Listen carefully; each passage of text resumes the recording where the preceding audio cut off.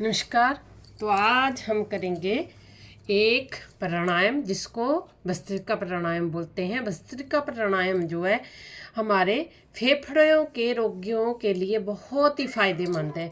जिनको खांसी, ब्रोंकाइटिस, दमा रोगी, अस्थमा जिसको बोलते हैं, अस्थमा रोगियों के लिए बहुत ही फायदेमंद है। नाक की एलर्जी जिसको होती है, जिसको सिर दर्द बहुत ज़्यादा रहती है, स्ट्रेस रहता है, उसके लिए भी भस्त्रिका प्राणायाम जो बहुत ही फायदेमंद है। ये एक ऐसा प्राणायाम है जिससे जो है आपका ऑक्सीजन लेवल अगर किसी का कम हो जाता है तो ये ऑक्सीजन जो है हमारे फेफड़ों में ऑक्सीजन का फ्लो जो है बढ़ाती है। प्राण वायु हमारे अंदर जब जाती है तो हमारे फेफड़ों का जो है फुलाती है। जिनके फेफड़े सिकुड़े हुए होते हैं उनके लिए ये प्राणायाम बहुत फायदेमंद है।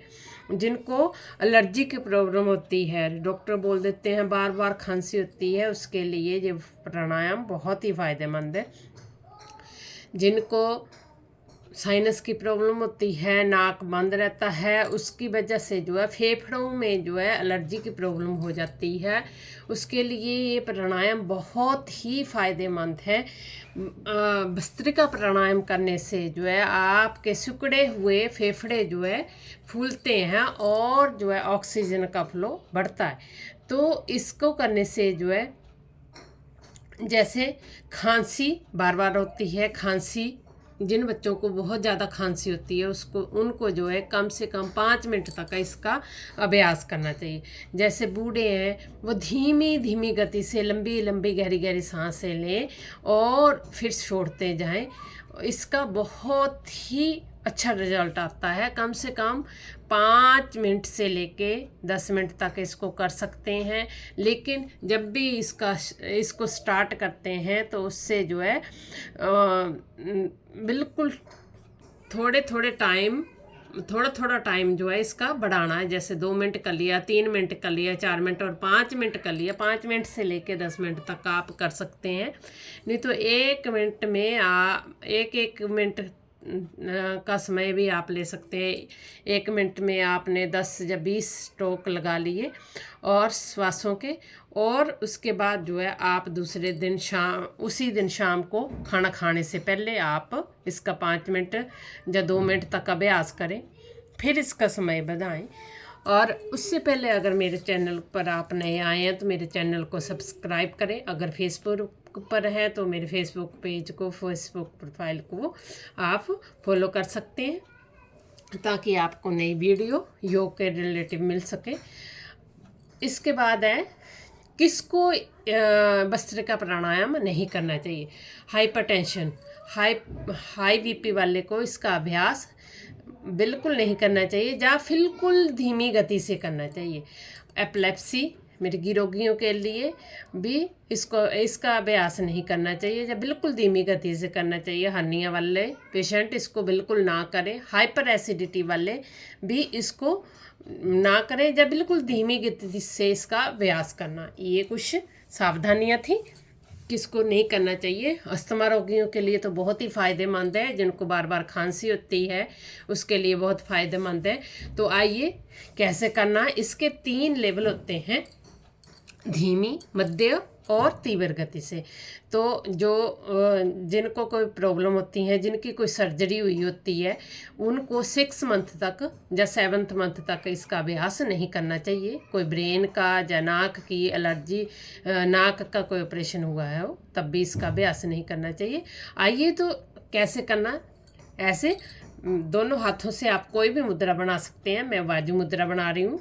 ये इंडेक्स फिंगर मैंने थंब के नीचे अंगूठे के साथ लगा दी है और अंगूठे को थोड़ा सा प्रेस करना है और ऐसे।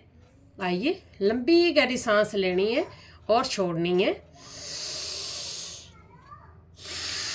ध्यान रहे सांस जो है दोनों नासिका से अंदर जानी चाहिए। ऐसे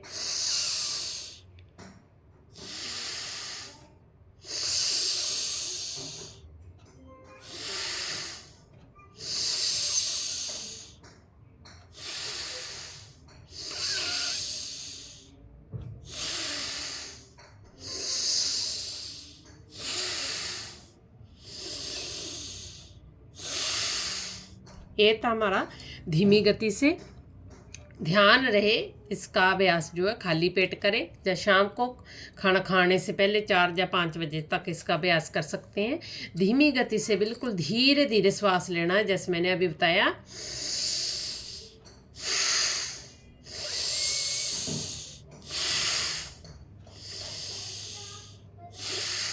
फिर आ जाता हमारा लेवल 2, जिसमें हम मध्य गति करते हैं। आराम से ऐसे सांस ली,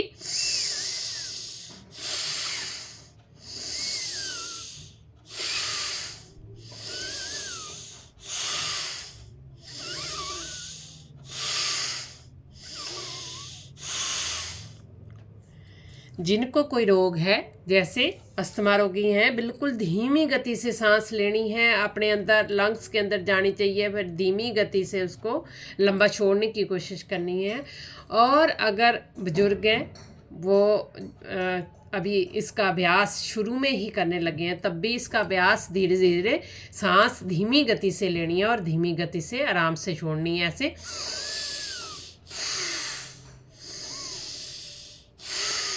ये हमारा मध्य गति से हो गया। इसमें भी आप 10 स्ट्रोक लगा सकते हैं, 20 स्ट्रोक लगा सकते हैं ऐसे।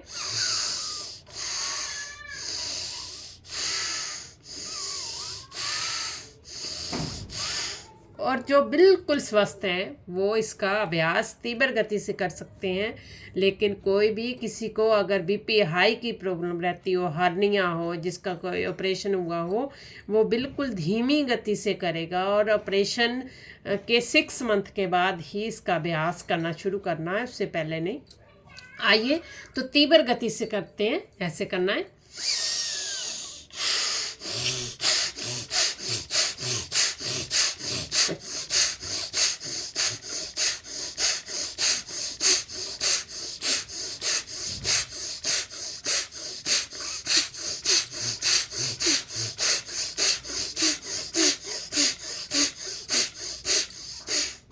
ऐसे।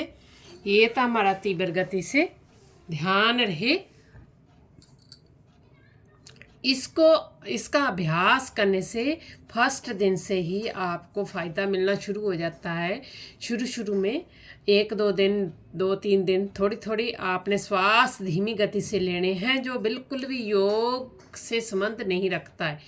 और जो योग से संबंध रखता है वो तो जैसे आप करते हैं मध्य गति से या तीव्र गति से, वो भी कर सकते हैं। लेकिन कई बार किसी को जो है सांस की प्रॉब्लम हो जाती है, लेकिन इसको जो है सांस हम जितना अंदर लेते हैं, हमारे लंग्स जो है फूलते हैं, हमारा ऑक्सीजन बढ़ती है, लंग्स की जितनी भी प्रॉब्लम होती है, फेफड़ों की जितनी भी प्रॉब्लम होती है, वो बिल्कुल ठीक हो जाती है।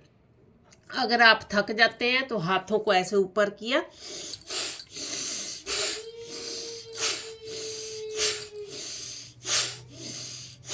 ऐसे भी कर सकते हैं,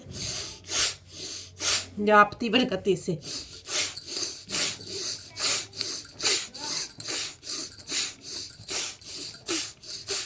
ऐसे कर सकते हैं, आगे करके भी कर सकते हैं। हाथ आगे गए मुट्ठी खुली रहेगी, पीछे गए मुट्ठी बंद। ऐसे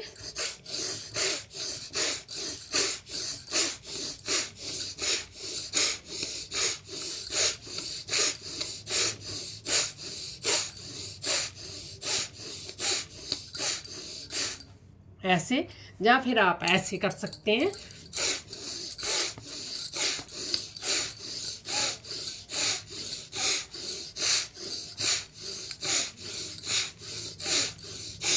ऐसे कम से कम 5 मिनट से लेके आप इसका अभ्यास 10 मिनट तक कर सकते हैं। आराम आराम से करना है।